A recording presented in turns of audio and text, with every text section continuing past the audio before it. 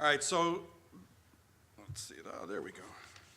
So before we can determine what is reasonable, as Isaac was talking about, I think we first need to understand what is cybersecurity. I mean, we've talked about it now for about 45 minutes. And I think it's a term that's sort of new but not, and sort of understood but not. And I think a lot of people, I think understand it in a different way. So I wanted to put a definition up there when you talk about cybersecurity. I know that when I go out to clients and we mention cybersecurity, the first thing they want to know is, well, do a pen test and a scan and we're good, right? And that's not at all the case. Cybersecurity really is the body of technologies, standards, processes, procedures, practices designed to protect your networks, computers, and critical data. So what do? You think about information security and cybersecurity, and when it comes right down to it, there's not a whole lot of difference between the two. It just became a term because so much information was going out in this cyberspace. So, we need to apply those controls, those protections. But at the end of the day, it's the same controls and protections that we should have been applying in our companies for years and years and years and years. Because I think really when you talk about the issues we're having today with all the breaches, yeah, they got hacked, their website got defaced, you talk about all these technology problems, but the root cause of these problems really rely within the companies in their practices, in their broken policies, in their broken procedures, in the practices they use that maybe aren't the best practices for security.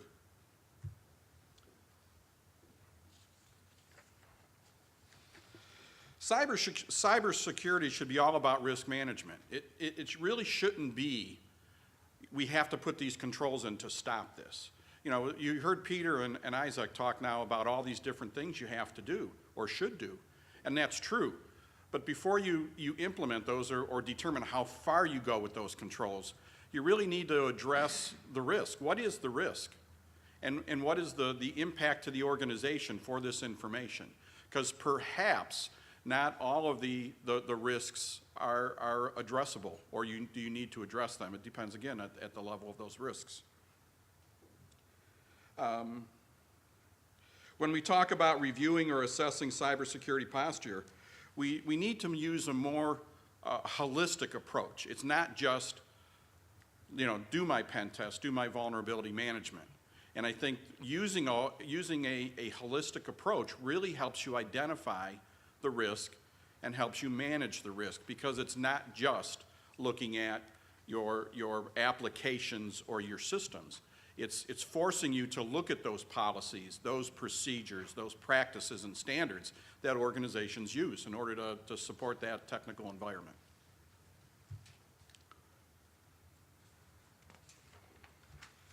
So what's the old saying? An ounce of protection is worth a pound of cure, right? And I think that's exactly the case today, is by spending some money up front to be prepared, because it's most likely going to happen, you'll be much better off at the end of the day, because you'll be ready to respond, ready to recover. You'll be able to detect all those things that we talked about earlier.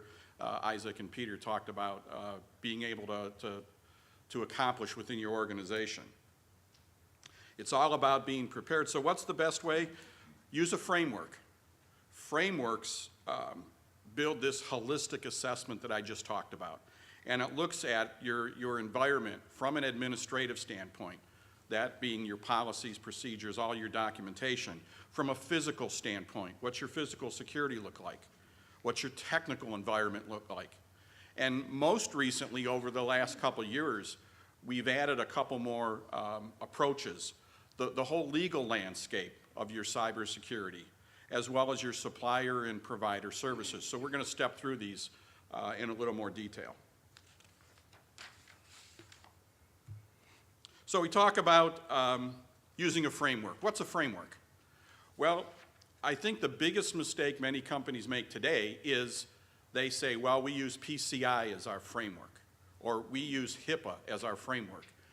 And Regulations are not frameworks. Regulations are a group of controls that an industry or the government put together to say, here's what you should do to protect that specific data.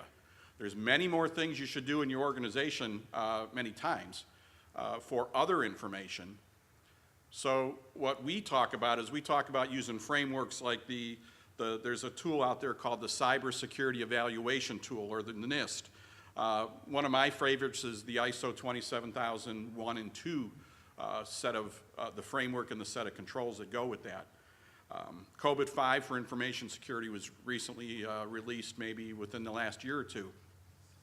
These are frameworks that force you to look at your information security or your cybersecurity environment in a holistic manner, so you don't miss any of those, gotchas at the end of the day. So the biggest thing with this is frameworks do not equal government regulations. If you're going to put together a security program, build the foundation of that program using a framework, not a regulation. So let's first talk about administrative assessments. Now, Peter talked a lot about this, policies, procedures.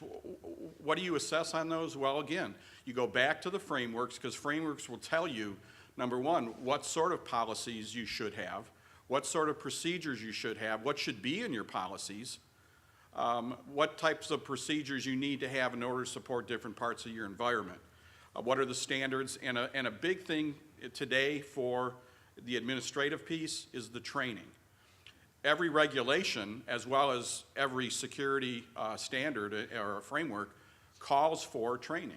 It requires your organization to train your individuals on how to use technology properly and how to from the whole policy and procedure and standpoint, how to use that environment safely. Then we get into the physical stuff. So you think, what does physical have to do with cybersecurity? Well, you go back to the whole Stuxnet thing, and how did that happen? That was more of a physical breach in the beginning than a technical breach that happened at the end. So physical security is just as important. It's an important component, just like technical and administrative. You need to look at your physical security for your organization. Is your data center protected? Are your workstations physically protected? Are your employees physically protected? And to what degree? Do you require card swipes or key locks to get into certain areas or to access your employees? Are you in a public building, private building? Are you near the road, off the road? All those kind of things come into consideration when you look at your physical security environment.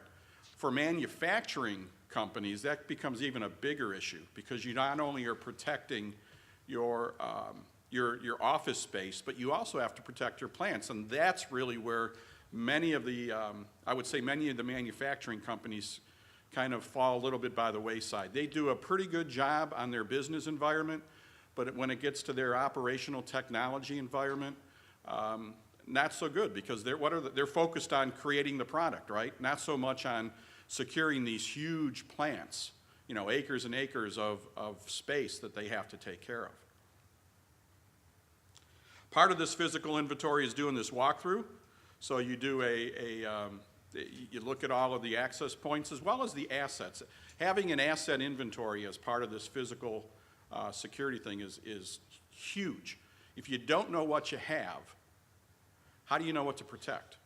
And if you don't know the value of what you have, how do you know how much protection to give that particular asset? So those are two big components within this physical security space. The next is this technical assessments, and I'm sure that we're all familiar with these. We talk about penetration tests, vulnerability assessments, application assessments. ASMGi is involved in doing pen testing for companies, and probably starting, I'm going to guess, maybe 3-4 years ago, we started collecting data on what we were finding from penetration testing companies. And not surprisingly to us, but probably surprising to many companies, is that about 90% of the issues we were finding, of the exploitable vulnerabilities we were finding during a pen test, were application related. What does that mean? That means that most companies do a good job on protecting their systems with patches, making sure their systems were up to date, making sure maybe they were physically secured, putting in some of the right procedures on maintaining that environment. But their process around application development and moving that into production were very, very lacking. So what we've been talking about lately to many of our customers is beefing up that whole application security development side of your technical infrastructure. The last component on here, again, is mainly manufacturing, the whole industrial control system environment. When we talk about cybersecurity, again, for many companies, we would go and do our assessment, and they didn't want us to touch their control systems, and rightly so, because they're running the business, and IT people may or may not know a lot about the control system environment. But if you want to, again, be prepared, and you want to make sure that you're doing a thorough assessment, you need to include that environment in your cybersecurity audit or your cybersecurity assessment. And sometimes that does take a special talent. So I know that when we go out and we do industrial control system assessments or audits, we bring a physical security expert, we bring an engineer, and we bring somebody that's versed in the frameworks for security as well as the administrative controls. So it's, I think it was Isaac that talked about getting that team involved in this cybersecurity program, and that's really what you need to do in order to be effective. You need to get the team involved with the different talents that can address the areas to help uncover those exploits so that you can reduce the risk in those areas. Legal assessment. Now, this is something that we've started, we meaning ASMGi, we started doing quite often now. If we're asked to do some sort of a cybersecurity assessment, especially in the manufacturing space, but also in other industries, it's important to get that legal advice. I was told not to use a certain word, so I'm not going to use it here, but legal advice from either your internal legal staff or from an external provider on what is appropriate, what is reasonable for your environment.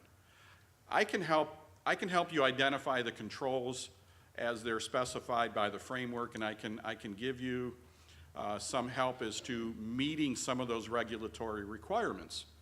But when it comes down to it, it's important to have that legal advice at the back end to make sure that you're covered from that aspect.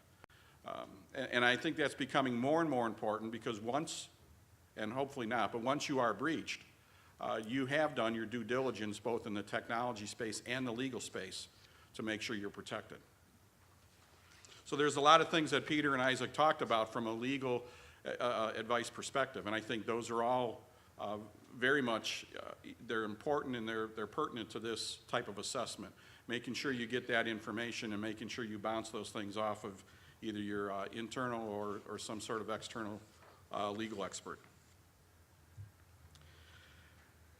This is the fifth part of this, and it's interesting because not up until, I guess maybe starting a few years ago, yeah, we were all concerned about our supplier and our vendor partners in helping us, either produce our widgets or provide services or products to our customers.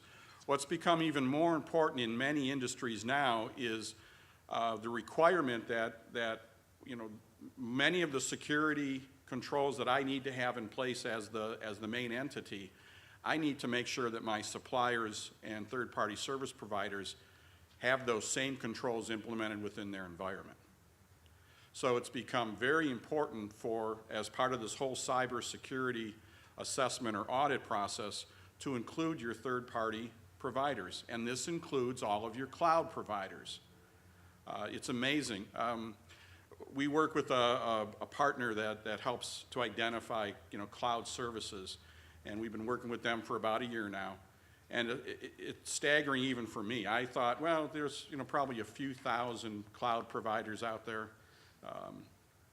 Not many. Well, they track over 10,000 cloud service providers They track what those providers do, what kind of category they fall into, what's the risk of using those providers, and they can help organizations find out what cloud services they're using. A tremendous service, especially when it comes to risk management and understanding what your suppliers, what your third-party providers do, especially if they're cloud providers. Now, if they're not, and they're providing you other services, there are other ways to do that assessment as well. The key point here, though, is when you do your cybersecurity assessment or your audit, don't ignore your third-party providers. They have to be part of that.